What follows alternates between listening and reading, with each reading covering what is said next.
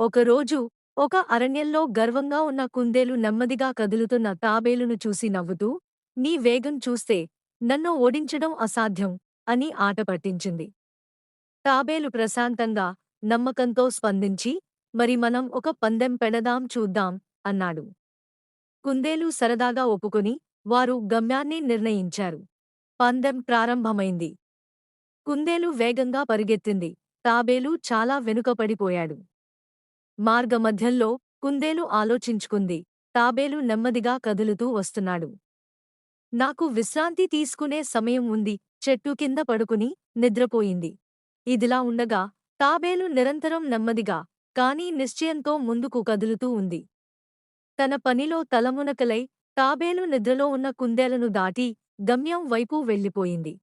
కుందేలు మేల్కొని పరిగెత్తినా ఆలస్యమైంది. తాబేలు అప్పటికే గమ్యాన్ని దాటిపోయాడు.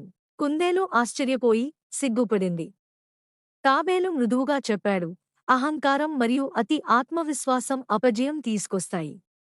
నిశ్చితత్వం మరియు పట్టుదల గెలుపును తెస్తాయి. నైతికం, నెమ్మదిగా, కానీ స్థిరంగా పనిచేసేవారు ఎప్పుడూ గెలుస్తారు.